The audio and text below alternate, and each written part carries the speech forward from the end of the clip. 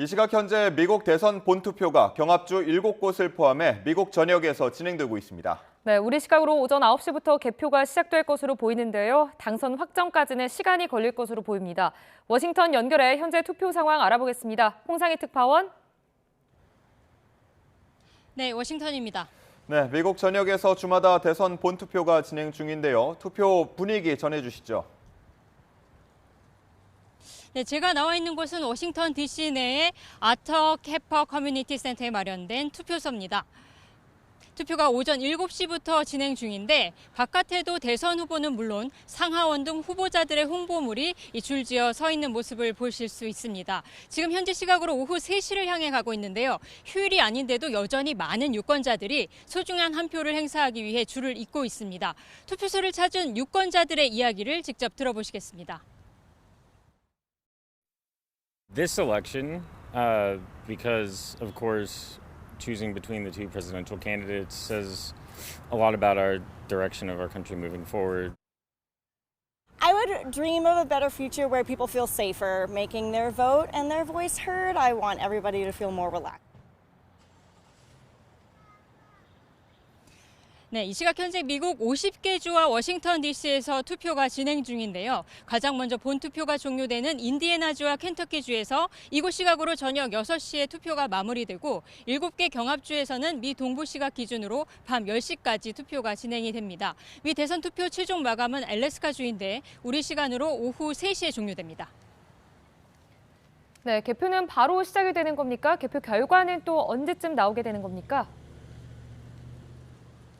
네, 개표는 우리 시각으로 오전 8시 인디애나주 등 동부 지역부터 시작이 됩니다. 1시간 뒤인 오전 9시에는 경합주 조지아에서 투표 종료와 함께 개표가 시작되는데요. 다른 경합주인 노스캐롤라이나와 펜실베이니아, 위스콘신, 미시간, 애리조나, 네바다 순으로 투표 종료 뒤에 바로 개표가 시작됩니다. 하지만 개표 결과 확정 시점은 미지수입니다. 지난 2020년 대선 당시에는 결과 확정까지 나흘이 걸렸습니다. 올해는 사전투표 열평으로 오늘 기준으로 8,300만 명 이상이 우편투표나 대면 사전투표에 참여한 것으로 나타나고 있기 때문에 최종 승자 확정에도 상당한 시간이 걸릴 것이라는 예측이 나오고 있습니다. 올해 미 대선 유권자는 2억 4,400만 명인데요. 이 가운데 우편투표를 신청한 사람은 6,700만 명이 넘고 아직 집계가 다 되지 않았습니다. 또 핵심 경합주인 펜실베이니아에서는 선거 당일인 오늘부터 밀봉된 우편투표를 열어서 볼 수 있기 때문에 최장 13일이 걸릴 수 있다는 예측도 나온 상태입니다. 네, 해리스 부통령과 트럼프 전 대통령 오늘 행보는 어떻습니까? 네, 해리스 부통령은 미 대선 이틀 전 미시간주 디트로이트의 흑인교회에서 우편 투표로 이미 사전 투표를 마쳤습니다. 현지 시각으로 어젯밤 최대 격전지이자 영화 로키에 등장하기도 했죠. 펜실베이니아주 필라델피아 미술관 계단에서 마지막 유세를 열었습니다. 해리스 부통령 오늘 이곳 시각으로 새벽에 워싱턴 DC로 돌아왔는데요. 오늘은 DC 집무실에서 대책회의를 열고 있습니다. 오늘 오전에 펜실베이니아 피츠버그 라디오와 인터뷰를 했는데 한마디 했습니다. 미국인은 분열에 지쳤다. 리더십은 질책이 아니라 공통점을 찾으려 노력해야 하는 것이라고 강조했습니다. 이 개표가 시작되면 워싱턴 DC 지역에 위치한 자신의 모교인 하워드대에서 해리스 부통령은 개표 방송을 시청할 계획입니다. 2016년과 마찬가지로 경합주 미시간 그랜드 래피즈를 마지막 유세장으로 선택한 트럼프 전 대통령은 민주당 소속 낸시 펠로시 전 하원 의장에게 이 시각으로 오늘 새벽 욕설을 해서 마지막까지 구설수에 올랐습니다. 펠로시는 사악하고 역겹다면서 욕설을 입모양으로 반복을 한 건데요. 소셜미디어를 통해서 트럼프 전 대통령의 이런 욕설이 퍼지면서 오늘 당일 투표에 영향을 미칠지도 관심입니다. 트럼프 전 대통령 아침 6시에 플로리다주 판비치의 마러라고 저택으로 돌아왔는데 판비치 투표소에 나가 투표한 뒤에 개표 방송을 지켜볼 예정입니다. 네, 끝으로 초접전의 대결에서 누가 당선될지가 초미의 관심인데요. 현장 상황 어떻습니까? 네, 대선 레이스 동안도 마찬가지지만 대선 당일 CNN과 폭스뉴스를 포함한 방송, 신문 매체 모두 섣불리 누군가의 당선 가능성을 예측하지는 못하고 있습니다.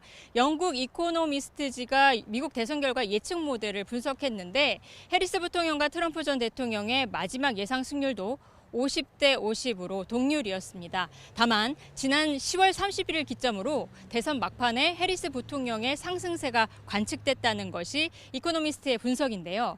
일주일 전과 비교해서 해리스 부통령의 예상 승률이 5%포인트 올랐고 트럼프 전 대통령은 5%포인트가 빠졌다는 겁니다.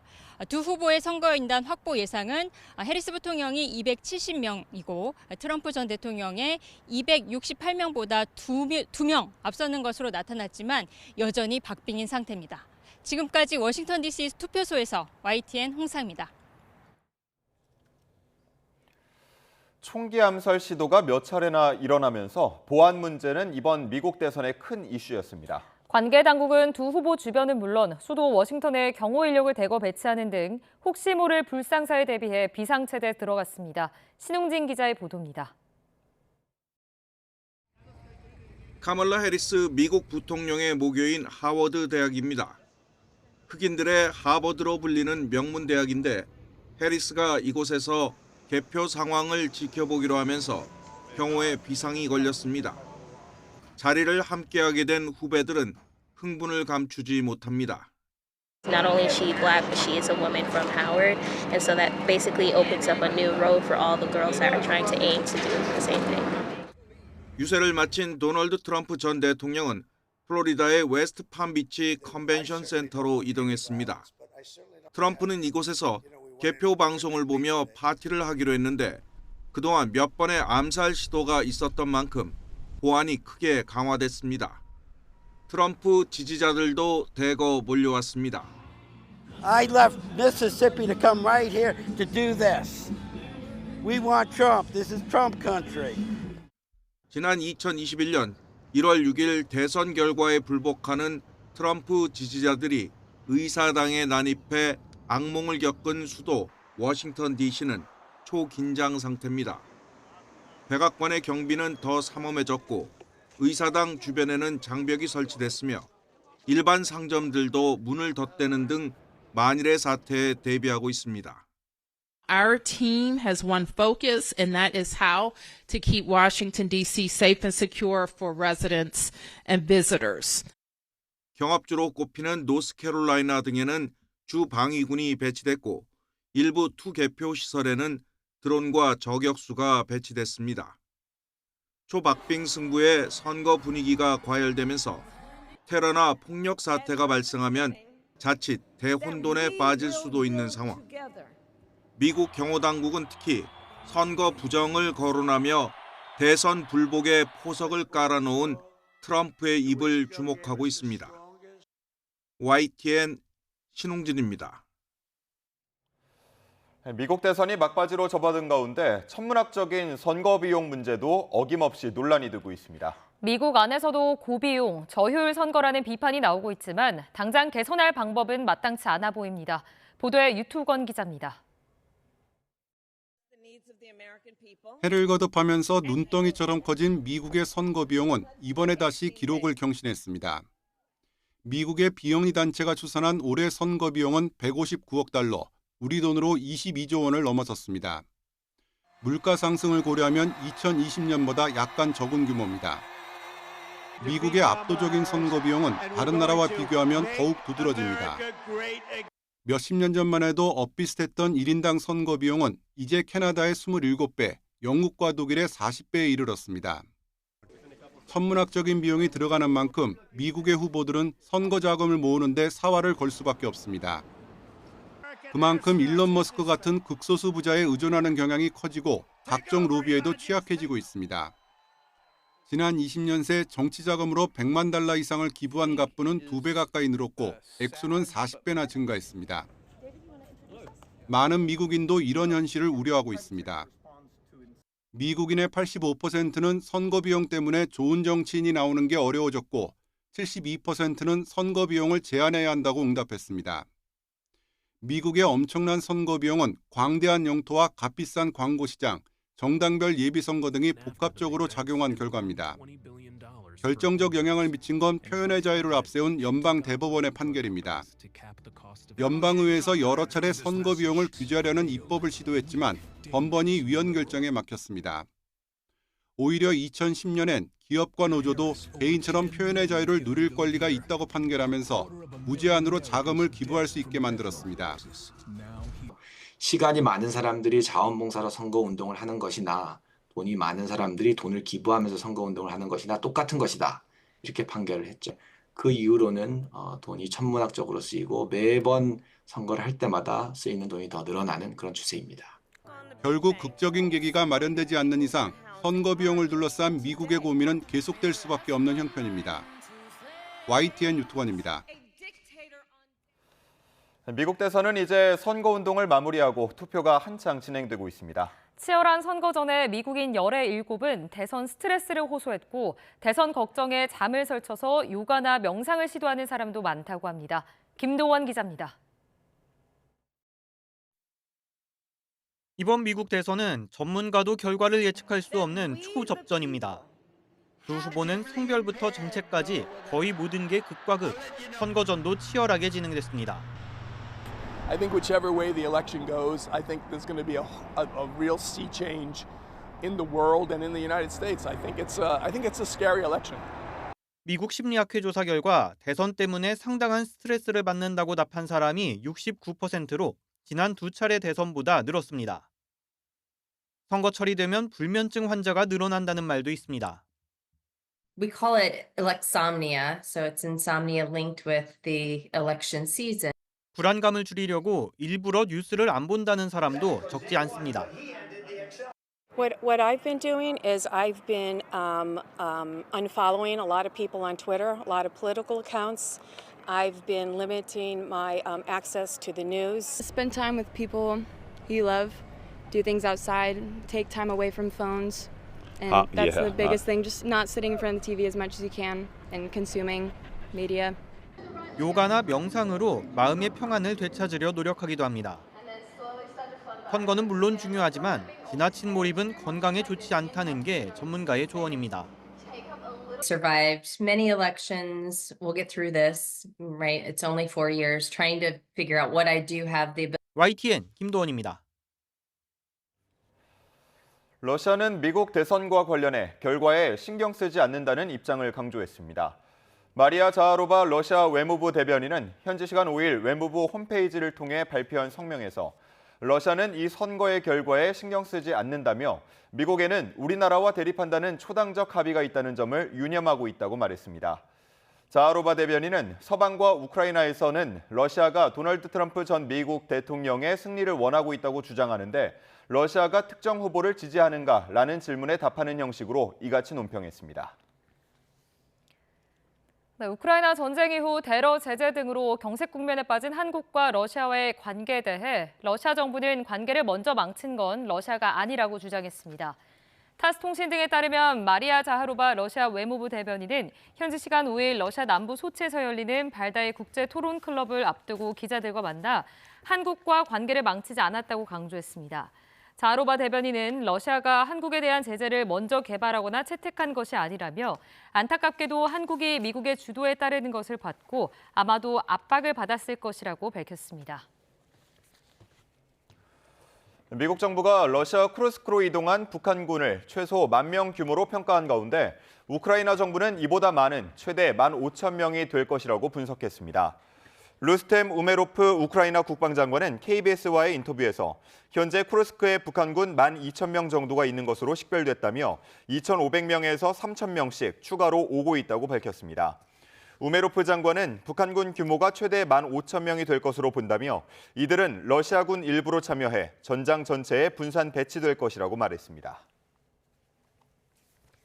한미일을 포함한 유엔 회원국 13개국이 현지 시간 5일 공동성명을 통해 북한의 지난달 말 대륙간 탄도미사일 ICBM 발사를 가장 강력한 용어로 규탄한다고 밝혔습니다. 로버트 우드 주 유엔 미국 차석대사는 뉴욕 유엔 본부 안전보장이사회 회의장 앞에서 공동성명 참여국 대표들과 함께 기자회견을 열고 이번 발사는 2022년부터 지금까지 100회가 넘는 탄도미사일 발사와 함께 복수의 안보리 결의를 명백히 위반하는 행위라며 이렇게 말했습니다. 13개국은 성명에서 북한 도발에 대응해 미국은 발사의 세부 사항을 요약하고 안보리 결의를 위반했다는 이사회 입장을 표현하는 성명을 안보리에 제출했다고 밝혔습니다. 그러나 두 개 이사국이 안보리에 단합된 안보리에 구속력 있는 조치를 준수할 것을 촉구하는데 동참하기를 거부했다고 지적했습니다. 윤석열 대통령의 내일 기자회견은 주제나 시간 제한을 두지 않는 이른바 끝장회견 형태로 진행될 것으로 예상됩니다. 네, 까다로운 현안 질문도 피하지 않고 모두 답하겠다는 입장인데 대통령실은 정치적 논란을 해소하고 집권 후반기 국정 동력을 얻는 계기가 되길 기대하고 있습니다. 강민경 기자의 보도입니다. 윤석열 대통령은 임기 반환점을 3일 앞두고 진행될 이번 기자회견에서 질문 개수나 시간에 제한을 두지 않을 방침입니다. 앞선 3번의 기자회견과 달리 정치, 경제, 사회 등 영역도 나누지 않고 주제도 김건희 여사를 둘러싼 각종 논란에서 명태균 씨 관련 의혹까지 제한을 두지 않기로 했습니다. 질문에 대한 답변도 회피하지 않고 끝까지 궁금한 내용을 물어볼 수 있도록 하겠다는 게 대통령실의 계획입니다. 대통령실 고위 관계자는 YTN과의 통화에서 윤 대통령이 회견에서 진솔하고도 변화한 모습을 보여줄 걸로 기대한다고 말했습니다. 윤 대통령이 홍보하고 싶은 부분보다는 국민이 듣고 싶어하는 이야기를 전하는 데 집중하겠다는 의도로 해석됩니다. 이번 회견은 용산 참모진과 국민의힘 추경호 원내대표의 조언에 따라 애초 계획했던 시점보다 앞당겨진 걸로 알려졌습니다. 해외 순방 일정을 마치고 이번 달 말쯤 하려던 회견을 2주 이상 서둘러 하게 될 만큼 남은 기간 동안 대국민 담화의 내용에 대한 논의가 심도 있게 이루어질 전망입니다. 김 여사 논란에 대한 대국민 사과 수위와 인적 쇄신 등에 대한 입장이 핵심 포인트가 되겠지만 김 여사가 회견장에 나타날 가능성은 없을 거란 관측입니다. 이번 회견이 집권 후반기 국정 운영을 좌우할 최대 분수령이 될 거란 분석이 나오는 가운데 윤 대통령은 전국 새마을 지도자 대회에 참석해 4대 개혁을 포기하지 않겠다는 의지를 거듭 피력했습니다. 저와 정부는 이러한 저항을 맞서며 절대 포기하지 않고 국가의 미래를 위해 우리의 미래 세대를 위해 반드시 완수해내겠습니다. 윤 대통령은 새마을 정신을 다시 일으켜 위기를 대도약의 발판으로 만들어야 한다고도 말했습니다. 윤석열 대통령이 이번 회견을 통해 개혁 동력을 회복하려면 회견에 앞서 참모진의 고언에 귀를 기울이는 등 달라진 소통 모습을 보여줘야 한다는 지적입니다. YTN 강민경입니다. 윤석열 대통령이 북한의 군사적 위협에 대응해 한국 방산이 발전했다며 사우디아와의 방산 협력은 양국 관계 발전에 핵심적으로 기여할 것이라고 밝혔습니다.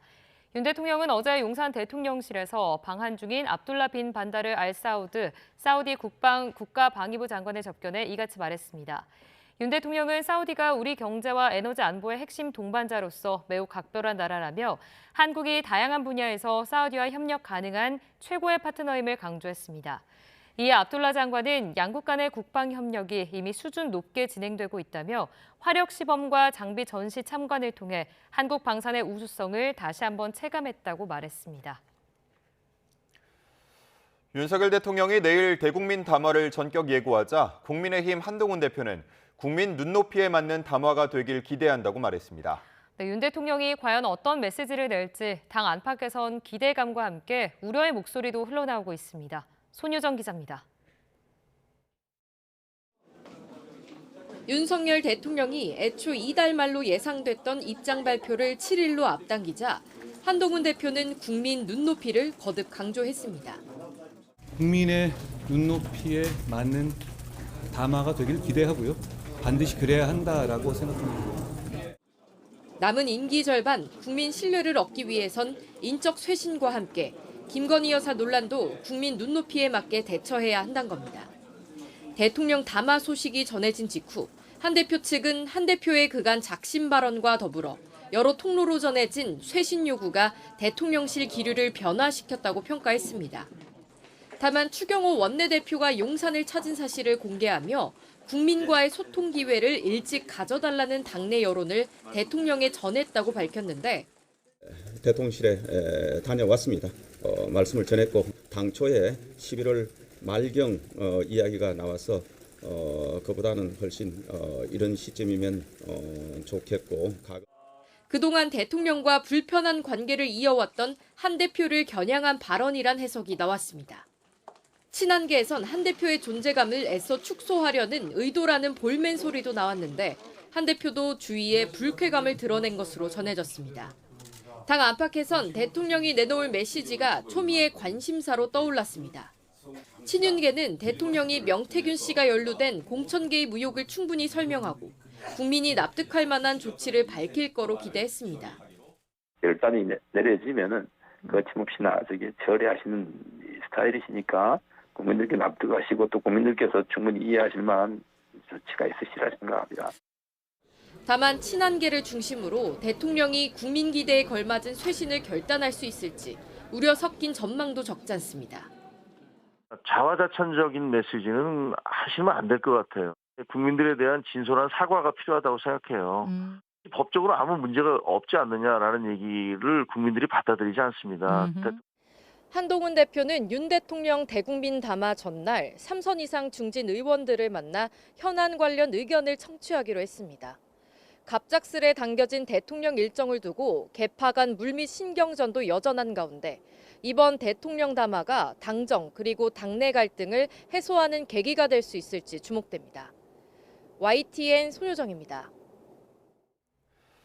더불어민주당은 윤석열 대통령의 대국민 담화를 앞두고 특검 수용 없이 돌아선 민심을 달랠 길은 없다고 압박했습니다.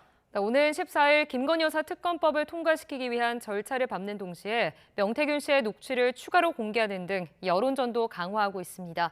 나혜인 기자입니다. 민주당은 윤 대통령이 이번에도 배우자가 박절하지 못했다는 등 어쭙잖은 변명으로 일관하다간 타는 민심에 기름을 붓게 될 거라고 경고했습니다. 반성과 쇄신의 최소 조건은 김 여사 특검을 받는 거라며 오는 14일 특검법이 본회의 문턱을 넘을 때까지 매일 저녁 국회 농성을 예고했습니다. 김건희 특검이 빠진 그 어떤 조치도 국민의 분노를 달래기엔 턱없이 부족하다는 사실을 하루빨리 깨닫길 바랍니다. 명태균 씨의 추가 녹취도 공개했습니다. 명 씨가 지난 대선 당시 윤 대통령 측 인사를 통해 국민의힘 윤상현 의원의 선거 캠프 합류를 부탁했다고 과시하는 내용인데 김영선 전 의원 공천과 명 씨가 무관하다던 윤 의원의 주장을 반박하려는 의도로 해석됩니다. 윤상현이 제일 친한 함성대기한테 내가 시켰지. 함성대기 내보고는 미륵보살이라고 하니까. 국회 법제사법위원회 법안심사 소위에선 여당의 강한 반발에도 공천 개입 의혹 등 13가지 사건을 망라한 세 번째 김 여사 특검법을 의결했고 그러니까 언론에서 의혹 보도된 내용, 기본적 사실관계는 아예 확인도 안 된 내용 이런 것들로 가득 차 있습니다. 대통령의 육성이 다 나오면서 저희들이 김건희 특검법에 이 부분을 추가하지 않을 수가 없었습니다. 장외에선 1,000만 명 범국민 서명운동에 더해 시민사회단체와 연대한 정권 규탄 집회를 오는 9일 한 번 더 열기로 했습니다. 야권에선 대통령 탄핵이나 임기 단축 개헌을 추진하자는 의원 모임도 꾸려졌지만 민주당 지도부는 특검을 관철하는 게 우선이라며 거리를 두고 있습니다. 다만 향후 대응 방향은 윤 대통령의 대국민 담화 내용에 따라 달라질 수 있다는 전망도 나옵니다. YTN 나혜인입니다. 한 줄 뉴스입니다. 오늘 새벽 0시 무렵 남해 고속도로 부산 방향 동김해 나들목 근처에서 만취한 운전자가 몰던 차량이 2차선에 서 있던 승용차와 30대 여성을 그대로 덮쳤습니다. 피해자는 현장에서 숨진 것으로 확인됐습니다. 경기 파주경찰서는 어젯밤 9시 반쯤 숙박업소에서 50대 여성에게 흉기를 휘둘러 숨지게 한 혐의로 함께 있던 남성을 입건해 수사하고 있습니다. 인천경찰청 반부패 경제범죄수사대는 부동산 경매회사 대표가 공동 투자자를 모집한 뒤 약속한 수익금은 물론 원금을 돌려주지 않았다는 고소장을 잇따라 접수해 수사에 나섰습니다. 지난 8월 발생한 인천 청라동 아파트 전기차 화재와 관련해 아파트 관리소장이 추가로 입건됐습니다. 관리소장은 안전관리를 제대로 하지 않아 입주민 등을 다치게 한 혐의로 불구속 입건됐습니다. 교통사고 피해자의 보호자 진술만으로 발급된 진단서를 근거로 가해자의 상해 혐의를 단정할 수 없다는 대법원 판단이 나왔습니다. 일본군 위안부 피해자 후원금을 횡령한 혐의로 재판에 넘겨진 윤미향 전 의원의 대법원 판결이 오는 14일에 나옵니다. 청주지방법원은 길을 잘못 들어 역주행하다 사고를 내고 차를 버린 채 도주한 혐의 등으로 재판에 넘겨진 20대 공중보건의 A씨에게 벌금 2천만 원을 선고했습니다. 검찰이 서울대 N번방 사건의 공범에게 징역 4년을 선고한 1심 판결에 불복해 항소했습니다. 이른바 콜 몰아주기 혐의를 수사하고 있는 서울 남부지방검찰청은 어제 카카오 본사와 카카오 모빌리티 사무실 등 7곳에 대해 압수수색에 나섰습니다. 서울 강서경찰서는 허위로 보험을 계약하고 보험금을 타는 혐의로 보험 설계사와 고객, 병원 관계자 등 140여 명을 송치했습니다. 피해금은 모두 23억 원가량인 것으로 파악됐습니다.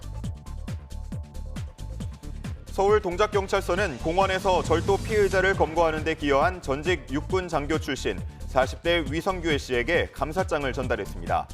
위 씨는 서울 보라매 공원에서 자전거를 타다가 지갑을 훔쳐 도주하는 피의자를 목격하고 뒤쫓아가 제압한 뒤 경찰에 인계했습니다. 지금까지 한 줄 뉴스였습니다. 정부가 서울 시내와 서울에서 가까운 수도권에 5만 호 규모의 신규 택지 후보지를 발표했습니다. 거의 전 구역이 개발 제한 구역을 푼 것인데 관련 절차를 최대한 앞당겨 2031년 첫 입주를 한다는 계획입니다. 김기봉 기자의 보도입니다. 88주택 공급 방안에 등장했던 수도권 신규 택지 8만 호 가운데 5만 400호가 발표됐습니다. 서울 서초구 서리풀 지구 221만 제곱미터에 2만 호를 비롯해 고양 덕양구 일대 9,400호, 의왕시 오전동과 왕곡동에 14,000호, 그리고 의정부 용현동 일원에 7,000호입니다. 모두 688만 제곱미터인데 96%가 개발 제한 구역, 그린벨트를 푼 것입니다. 서리풀 택지의 경우 55%인 11,000가구를 신혼부부용 장기 전세주택으로 공급할 예정입니다. 10년 거주 후 출생아 수에 따라 거주 기간을 최대 10년 연장하거나 20년 뒤 자녀 수에 따라 시세의 80 또는 90% 가격으로 분양 가능한 제도입니다. 이 시대 최대 화두인 저출산 문제를 해결하는 것이 또 다른 가장 중요한 축이죠. 그런 의미에서 절반 물량을 배분을 했고요. 4곳 모두 서울 도심과 연결되는 광역교통망이 구축되고 있거나 추가될 예정이어서 향후 유력한 입지로 평가되고 있습니다. 정부는 집값 안정 효과를 최대한 살리기 위해 내후년 상반기 지구 지정, 2029년에 첫 분양, 2031년엔 첫 입주를 목표로 관련 행정 절차를 최대한 단축하기로 했습니다. 미래에 주택이 공급된다는 믿음이 없고 불안하면 소위 말해서 빚을 내서 연거를 해서 집을 산다든지 무리하게 산다든지 하는 가수요가 붙을 수가 있는데 좀 기다리면 좋은 위치에 양질 주택이 공급된다는 믿음을. 입지 선정에 대해 전문가들은 대체로 긍정적인 반응이지만 아껴둔 그린벨트를 푸는 만큼 더 적극적인 공급의 필요성을 언급했습니다. 지금 마지막 노른자이라는 그런 차원에서 보게 되면 종전의 용적률을 좀 확대해서 일기 신도시처럼 300에서 350%로 상향해서 10,000 가구, 20,000 가구 더 공급할 수 있는 그런 차원에서 적극적인 검토가 좀 필요하지 않겠나? 공급 방안이 실수요로 연결되게 하는 엄정한 관리도 숙제로 남았습니다. 주택 공급이라는 원래의 취지를 제대로 살리기 위해서는 무엇보다 투기 수요를 막는 게 중요한데 이를 위해 정부도 택지 발표 전부터 사전 작업을 진행한 상태입니다. 미공개 개발 정보를 이용한 투기를 막기 위해 국토부 직원과 사업 제한자 등 15,000여 명과 직계 좀비속을 대상으로 후보진의 토지 소유 현황을 조사했고 발표지구의 최근 5년간 거래 중 이상 거래로 의심되는 1,752건을 선별해 심층 분석에 들어갔습니다. 또 4곳 모두 토지 거래 허가 구역으로 지정했습니다. YTN 김기봉입니다. 우리나라와 미국 정부가 최근 원전 수출 문제와 관련해 소통체계를 구축하는 약정에 가서명했습니다. 산업통상자원부는 이번 약정에 최종 서명하면 세계 시장에서 두 나라의 원전 수출 협력이 긴밀히 이루어질 것으로 기대된다고 밝혔습니다. 특히 이번 약정은 체코 원전 수출 문제를 둘러싸고 한국수력원자력과 웨스팅하우스가 지적 재산권 분쟁 해결 방안을 논의 중인 가운데 이루어졌습니다. 혼자 어린 딸을 키우던 30대 여성이 불법 사채업자들의 고금리 압박과 지인들에 대한 불법 추심에 시달리다 스스로 목숨을 끊었습니다. 네, 유서에는 딸을 향한 애절한 마음과 함께 사채에 덫에 걸려 극단적 선택에 내몰린 정황이 고스란히 담겼는데 경찰도 정식 수사에 착수했습니다. 이현정 기자가 단독 보도합니다. 지난 9월 30대 여성 A씨가 전북 전주에 있는 펜션에서 스스로 목숨을 끊었습니다. 8장이 걸친 유서에는 6살 딸에 대한 애정과 미안함이 가득했습니다. 죽어서도 다음 생이 있다면, 다음 생에서도 사랑한다. 사랑한다, 내 새끼 사랑한다. 그런데 노트에는 알 수 없는 숫자들이 함께 적혀 있었습니다. 조대리 90만 원, 고부장 40만 원, 돈을 빌린 사채업자들과 액수를 적어둔 겁니다. 차라리 나한테 톡 까놓고 나 일이 급해가지고 썼다고 했으면은 얘기 대화를 나눴어야 되는데. A씨는 불법 사채업자들에게 괴롭힘을 당하고 있었습니다. 수십만 원으로 시작된 빚은 연이율 수천 %에 달하는 살인적 금리에 한 달이 안 돼 1,000만 원이 넘게 불어났던 것으로 보입니다. A씨는 다른 사채업자들에게 돈을 빌려 돌려막기를 시도했지만 곧 한계에 부딪혔습니다. 그러자 사채업자들은 A씨 가족과 지인들에게 연락하며 압박하기 시작했습니다. 이들은 A씨 가족 사진은 물론 딸이 다니는 유치원과 집 주소까지 포함한 협박 메시지를 하루에 수백 통씩 뿌렸습니다. 심지어 A씨 딸이 다니는 유치원 선생님에게도 전화해 아이를 보러 가겠다며 위협했습니다. 지금 보고 싶다고 온다고. 아니 애한테 끝까지 그런다는 거는. 가족에게는 평생 따라가 죽이겠다며 협박했는데 A씨가 숨진 뒤에도 연락해 막말을 서슴지 않았습니다. 잘 죽었다고 하죠. 곁으로 식구들하고 다 보내준다고. 경찰은 A씨 죽음과 관련한 불법 사채업자들에 대해 정식 수사에 착수했습니다. 이들이 대포폰과 대포통장을 사용했지만 경찰은 자금 흐름 등을 추적해 수사망을 좁혀가고 있습니다. YTN 이현정입니다.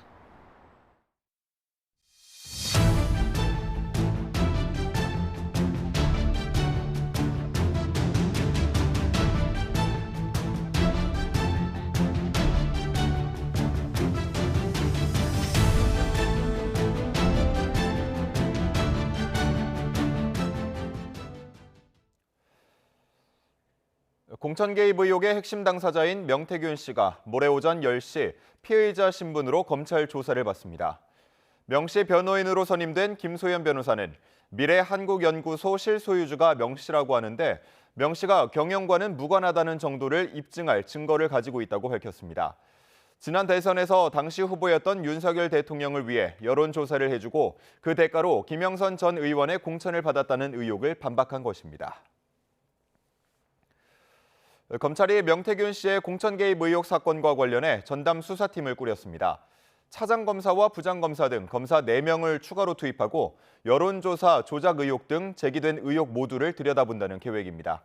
김철희 기자가 보도합니다. 대검찰청이 명태균 씨의 공천 개입 의혹을 수사하고 있는 창원지검에 차장검사 1명과 부장검사 1명 등 검사 4명을 추가로 파견합니다. 지난달 수사팀의 검사 2명을 파견한 지 한 달 만에 다시 보강이 이뤄진 겁니다. 기존 수사팀에 지난달 파견한 검사 2명, 이번에 파견한 검사 4명까지 모두 11명의 전담팀이 꾸려진 건데 사실상 특별수사팀과 비슷한 규모입니다. 추가 파견이 결정된 이지영 부산지검 2차장 검사가 명태균 관련 수사를 지휘할 예정인데 관련 보고를 받는 대로 수사팀 업무도 새로 배분할 계획입니다. 전담팀이 꾸려진 만큼 김영선 전 의원과 명태균 씨 사이 돈 거래를 중심으로 이루어져 오던 수사는 명 씨가 여론조사를 대가로 공천을 약속받았다는 등 의혹 전반으로 확대될 거로 보입니다. 공천 개입에 대해서 검찰은 지금 수사를 하고 있습니까? 지금 제기되는 의혹 전반에 대해서 다 수사를 하고 있습니다. 앞서 서울중앙지검은 명 씨가 윤석열 대통령 당선에 유리한 결과를 얻기 위해 여론조사 데이터를 조작했고 대통령 부부가 이를 방조했다는 내용의 고발장을 접수해 법리를 검토하기도 했는데 해당 의혹 역시 창원에서 함께 살펴볼 전망입니다. 대검찰청이 전담팀 구성으로 수사 의지를 강하게 나타낸 가운데 명 씨를 둘러싼 의혹의 실체가 규명될 수 있을지 주목됩니다. YTN 김철입니다. 국민의힘이 이번 달 예정된 더불어민주당 이재명 대표의 1심 선고 공판을 생중계해야 한다고 연일 주장하고 있습니다. 민주당은 이 대표의 무죄를 입증하겠다며 별도의 위원회를 새롭게 출범하고 본격 활동에 나섰습니다. 홍민기 기자가 보도합니다.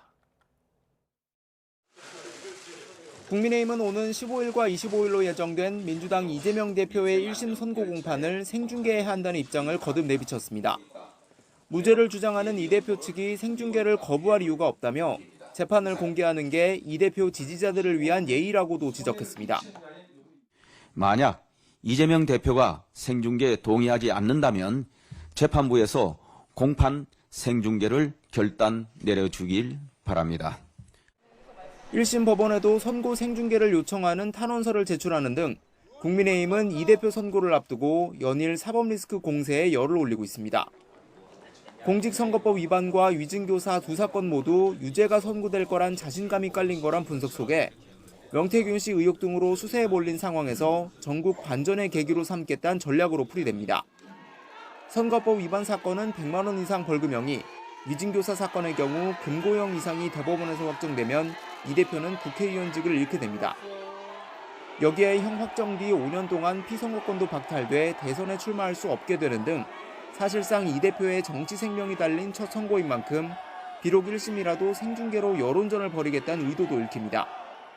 반면 민주당은 검찰의 정적 죽이기에 대응하겠다며 새로운 당내위원회를 출범시키는 등 사법 리스크 방어에 집중하고 있습니다. 1심 선고 생중계를 이 대표 망신 주기로 규정하고 검찰의 부당한 법리를 반박하면서 이 대표의 무죄를 국민에게 알리겠다고 밝혔습니다. 이재명 대표에 대한 현재 정적 죽이기 정치검찰의 탄압이 얼마나 허무하고 근거가 없는지. 민주당은 지난 9월에도 이 대표를 향한 정치검찰의 탄압을 막겠다며 비슷한 위원회를 출범시키기도 했습니다. 이재명 대표의 1심 선고가 다음 주로 다가오면서 여야의 여론전도 갈수록 치열해지고 있습니다. 이번 선고가 야권 내 이재명 독주 체제를 흔들 만큼 파급력이 크진 않을 거라는 게 대체적인 분석이지만 피선거권 박탈령 여부에 따라 중도층 여론엔 적잖은 영향을 미칠 거란 분석도 나옵니다. YTN 홍민기입니다. 민주당 전당대회 돈봉투 수수 의혹으로 재판에 넘겨진 송영길 전 대표의 결심 공판이 오늘 열립니다. 서울중앙지방법원은 불법 정치자금 수수 등 혐의로 기소된 송 전 대표의 결심 공판을 오늘 오후 2시부터 진행합니다. 검찰의 구형뿐 아니라 송 전 대표의 최후 진술 등이 있을 예정인데 사건의 핵심으로 꼽히는 송 전 대표가 1월 기소된 지 10개월 만입니다.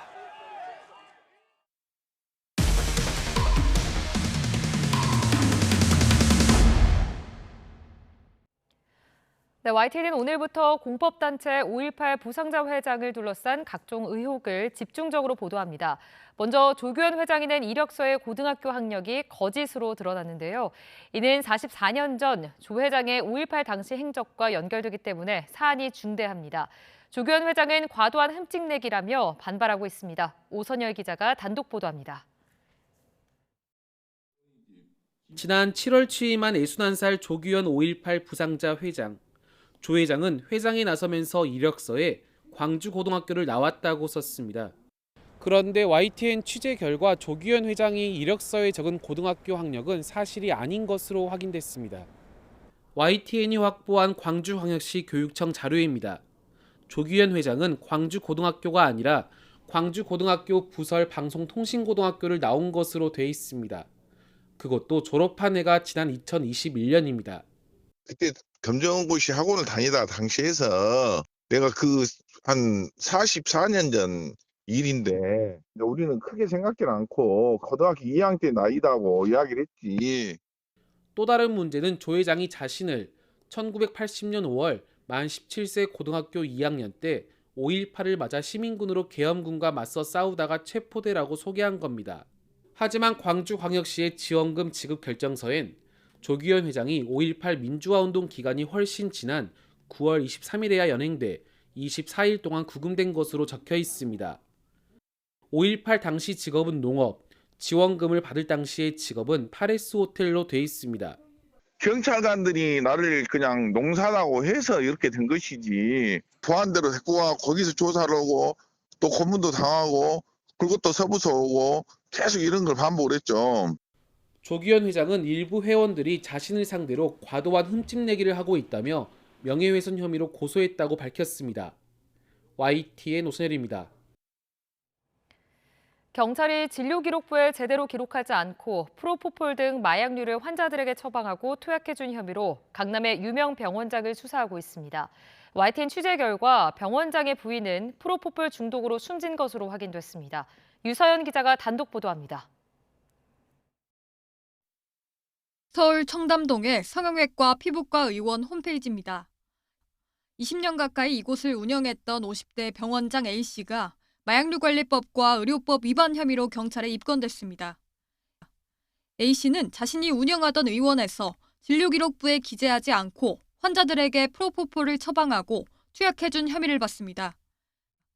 경찰 관계자는 A씨 의원의 진료기록부상 투약 기록이 식약처의 마약류 통합관리 시스템 기록과 일치하지 않았다고 설명했습니다. 경찰 수사 결과 A씨는 지난해 2월부터 올해 4월까지 이런 식으로 환자 30여 명에게 수백 차례 프로포폴을 투약해준 것으로 드러났습니다. A씨에게는 지난 4월 자택에서 숨진 채 발견된 아내의 자세를 검시 전에 바꾼 혐의도 적용됐습니다. 당시 변사 신고를 받고 출동한 경찰이 국립과학수사연구원에 부검을 의뢰한 결과 사인은 프로포폴 중독으로 확인됐습니다. 경찰은 A씨가 운영했던 의원 관계자 2명도 마약류관리법 위반 혐의로 입건해 조사하고 있습니다. 의료인이 아닌데 마약류를 처방하거나 투약 기록을 식약처의 마약류 통합관리 시스템에 허위 보고한 혐의 등이 적용됐습니다. A씨는 경찰 수사가 시작된 뒤인 지난 6월 20년 가까이 운영해온 의원 문을 닫았는데 현재는 강남의 다른 의원에서 진료하는 것으로 알려졌습니다.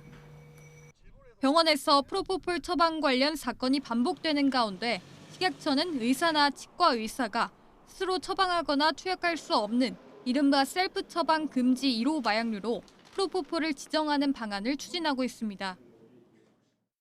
경찰은 A씨 등 3명을 이번 주 안에 검찰에 넘길 계획입니다. 프로포폴을 투약한 사람들에 대해서도 수사가 확대될지 관심이 쏠립니다. YTN 유서연입니다. 오늘의 주요 국회 일정입니다. 국민의힘 한동훈 대표는 내일 윤석열 대통령의 대국민 담화와 기자회견을 앞두고 당내 중진 의원들과 간담회를 진행합니다. 당 관계자는 한 대표가 오늘 오후 국회에서 당내 5, 6선 의원들과 3, 4선 의원들을 연달아 만날 예정이라고 밝혔습니다. 의제는 정해지지 않았지만 대통령 담화 하루 전 진행되는 회동이니만큼 특별감찰관, 명태균 녹취록 등 당내 현안 관련 의견 수렴이 이루어질 것으로 보입니다. 더불어민주당이 금융투자소득세 폐지 후속 조치로 국내 주식시장 활성화를 위한 당 차원의 전담기구를 본격적으로 가동합니다.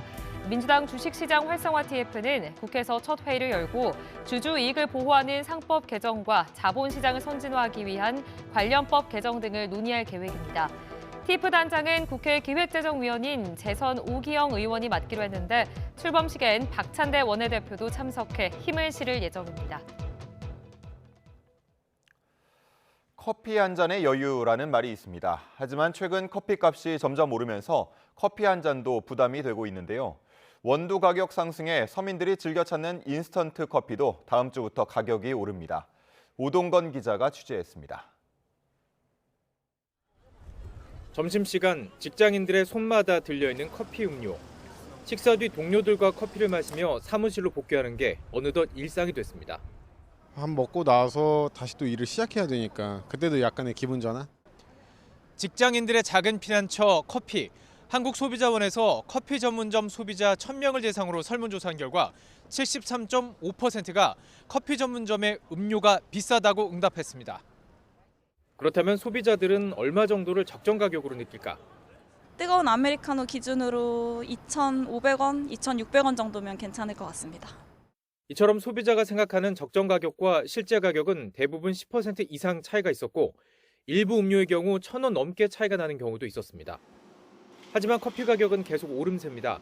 지난 8월 커피 메뉴의 가격을 올린 스타벅스는 이번 달 커피 외에 얼음 음료를 200원 올렸고 믹스커피 분야 점유율 1위 동서식품도 오는 15일부터 가격을 올리기로 했습니다. 이에 따라 맥심과 카누와 같은 인스턴트 커피 가격도 평균 8.9% 인상됩니다. 국제 커피 원두의 가격이 지난 4년 3배가량 오른 상황에서 연소의 가격 인상이 불가피한 상황. 인스턴트 커피까지 가격 인상 조짐을 보이면서 커피 한 잔의 여유는 옛말이 될 수도 있을 것으로 보입니다. YTN 오동건입니다. 11월 6일 수요일 미리 보는 오늘입니다. 신한은행이 우리은행과 기업은행에 이어 오늘부터 비대면 대출 상품 판매를 한시적으로 중단합니다. 은행들이 잇따라 비대면 대출 상품 취급을 중단하는 건 연초에 금융당국에 보고한 연간 가계대출 증가 목표를 넘어선 곳이 많기 때문입니다. 백종원 대표의 외식 프랜차이즈 기업 더본코리아가 오늘 유가증권시장에 상장합니다. 상장 주관사인 한국투자증권은 더본코리아의 청약 경쟁률이 772.8대 1을 기록했다고 밝혔습니다. 찬바람 부는 IPO 시장에 활기를 불어넣을 수 있을지 관심이 모입니다. 고용노동부는 오늘부터 내년 1월 말까지 3개월 동안 육아휴직 급여와 실업급여 부정수급 특별점검을 실시합니다. 이번 점검에선 실제로 근무하지 않으면서도 허위로 피보험 자격을 신고하고 육아휴직 급여, 실업급여를 받는 행위 등을 집중적으로 점검할 계획입니다. 지금까지 미리 보는 오늘이었습니다. 올해로 19회째를 맞는 부산 불꽃축제가 이번 주말 광안리 앞바다를 수놓습니다. 광안대교를 배경으로 피우는 불꽃 8만 발이 가을밤 잊지 못할 추억을 선사할 예정입니다. 김종호 기자가 보도합니다. 광안대교를 배경으로 펼쳐지는 빛의 향연, 400m 크기로 퍼지는 초대형을 포함한 불꽃 8만 발이 이번 주말 밤바다 위를 수놓습니다. 19회째를 맞은 올해 부산 불꽃축제는 상징이라고 할 수 있는 나이아가라 연출 등에 더해 낙하산과 문자 등 새로운 시도도 선보입니다. 또 광안대교에서 쏘는 불꽃을 확대하는 등 전체적으로 더 화려한 그림을 준비했다는 게 축제 조직위원회 설명입니다. 예전에 바지선에 배치했던 물량을 올해는 광안대교로 집중 배치를 더해서 광안대교를 활용한 대형 타상 불꽃이 예년보다 더 많이 연출될 예정입니다. 올해 축제에서 부산시는 외국 관광객과 국내 수요를 고려해 유료 좌석을 애초 8,000에서 14,000석으로 확대했습니다. 또 100만 인파가 몰릴 거로 예상하고 안전요원 6,700여 명 배치와 응급진료소 확대, 도시철도 증편 등 다양한 대책도 마련했습니다. 예년보다 행사가 1시간 더 일찍 끝나게 조정해 한꺼번에 몰리던 귀가 행렬이 어느 정도 분산되게 유도하고 백사장과 해안로에는 인파가 20만 명이 넘지 않도록 집중적으로 관리할 방침입니다. 해관부의 축제 매뉴얼상에 보면은 1제곱미터당 4명 이하로 이렇게 근거가 되어 있습니다만 우리 부산 불꽃 축제는 1제곱미터당 3명 이하로 이렇게 안전을 더 강화를 해서 다만 숙박업소와 식당 등에 대해 부산시가 지도 점검을 벌이고 있지만 바가지 요금 문제는 해결하지 못했습니다. 평소보다 4배 넘는 숙박비를 받거나 별도 자릿세를 요구하는 사례가 올해도 눈살을 찌푸리게 합니다. YTN 김종호입니다. 오늘 아침은 어제보다 공기가 더 차갑습니다. 나오실 때 겨울 외투를 입으시는 게 좋겠는데요. 현재 서울 기온은 4.4도, 찬바람의 체감 온도는 2.3도까지 내려가 있습니다. 이번 추위는 절기 입동인 내일 기온이 2도까지 곤두박질하며 절정에 달하겠습니다. 오늘 아침 내륙 대부분 지역이 5도 안팎, 일부 지역은 영하권까지 떨어져 있습니다. 현재 대관령 영하 2도, 파주 영하 1.8도, 대전 2.9도를 보이고 있습니다. 한낮에도 어제보다 2, 3도가량 낮겠습니다. 오늘 낮 기온은 서울 12도, 광주 14도, 대구 15도가 예상됩니다. 추위 속 내륙 곳곳으로는 서리가 내리고 물이 어는 곳이 있겠습니다. 오늘 아침까지 전남 서해안에는 비가 조금 내리겠고요. 이후로는 전국이 대체로 맑겠습니다.